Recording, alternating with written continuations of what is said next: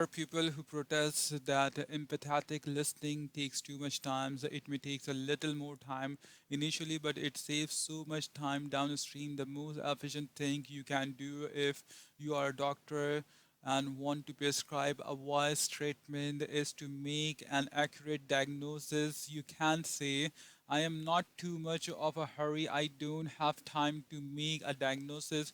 Just take this treatment. I remember writing one time in a room on the North Shore on Ohio, Hawaii. There was a soft breeze blowing, and so I had opened two windows, one at the front and one at the side.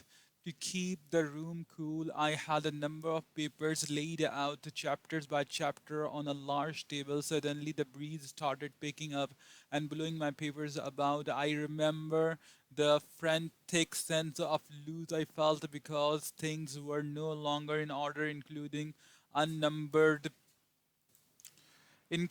unnumbered pages. I began rushing around the room, trying desperately to put them back. Finally, I realized it would be better to take 10 seconds and close one of the window. Empathetic listening takes time, but it doesn't take anywhere near as much time as it takes to back up and correct misunderstanding when you are already miles down the road to redo, to live with unexpressed and unsolved problems, to deal with the results of not giving people psychological ear. A discerning empathic listening can read what's happening down deep fast and can show such acceptance, such understanding that others people feel safe to open up layers after layers until they get to that soft inner corner where the problem really lies.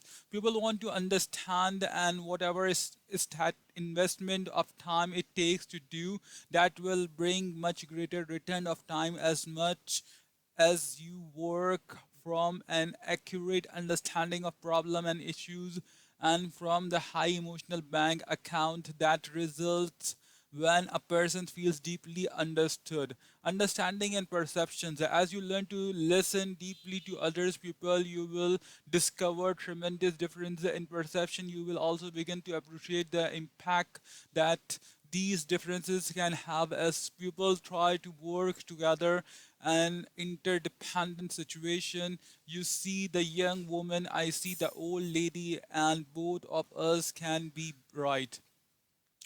You may look at the world through spouse centered glasses. I may see it through the money centered lens of economic concern. You may be scripted in the abundance mentality. I may be scripted in the scarcity mentality. You may approach problems from a highly visual, intuitive, holistic, right brain paradigms. I may be very left brain, very sequential, analytical, and verbal in my approach. Our perceptions can be vastly different, and yet we both have lived with our paradigm for years, thinking they are facts and questioning the character or mental competence of anyone who can't see the fact. Now, with all our differences, we try to work together in a marriage, in a job, in a community service project to manage resources and accomplish results. So, how do we do it? How do we transcend the limit of our individual perceptions so that we can deeply communicate, so that we can cooperatively deal with the issues and come up with win-win solution? The answer is habit 5 is it's the first step in the process of win-win, even if and especially when the other person is not coming from that paradigm. Seek first to understand. These principles work powerful for one executive who shared with me the following experience. National banking institution.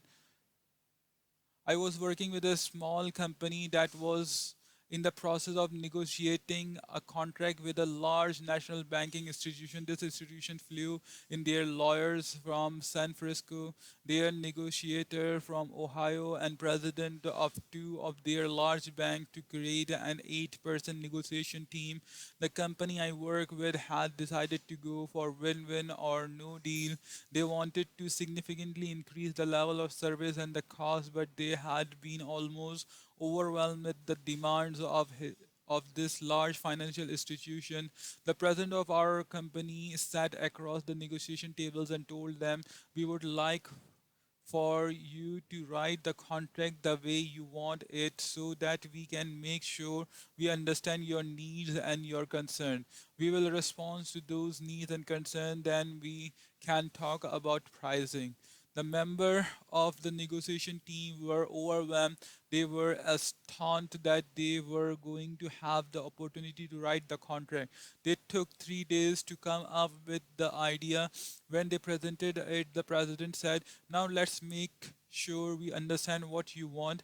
And he went down the contract, rephrasing the content, reflecting the feelings until he was sure and they were sure he understood what was important to them. "Yes, that's right. No, that's not exactly what we meant here. Yes, you got it now."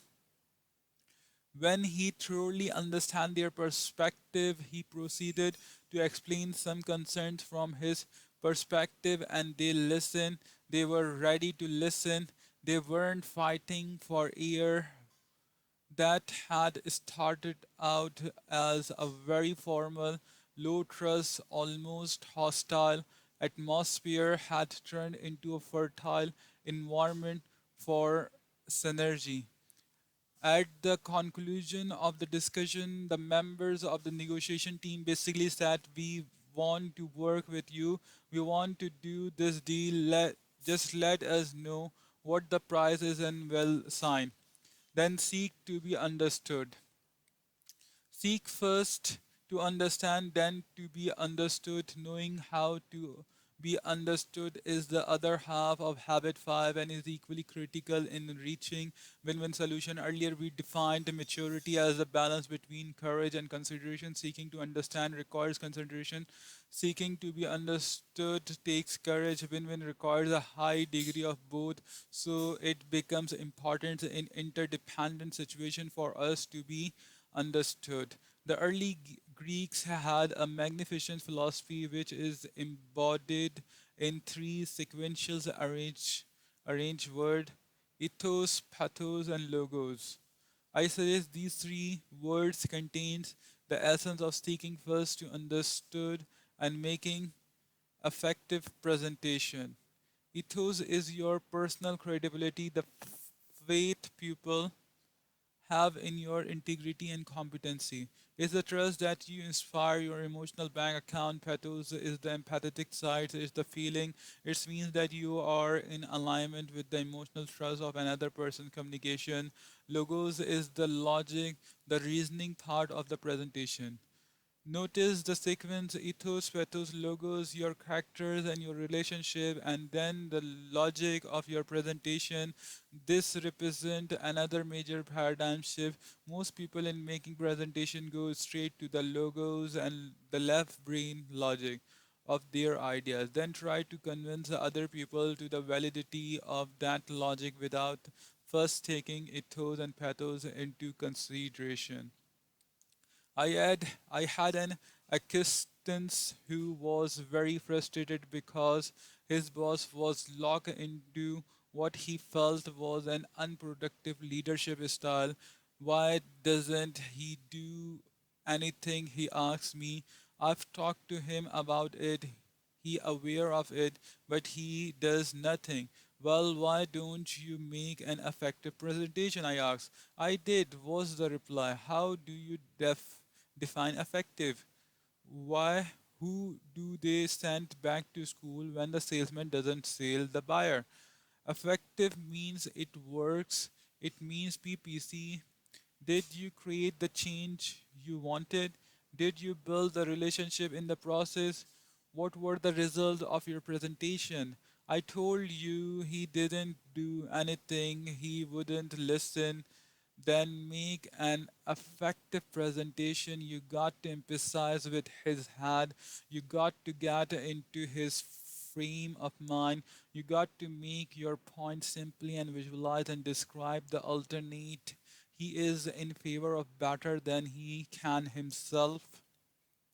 That will take some homework. Are you willing to do that?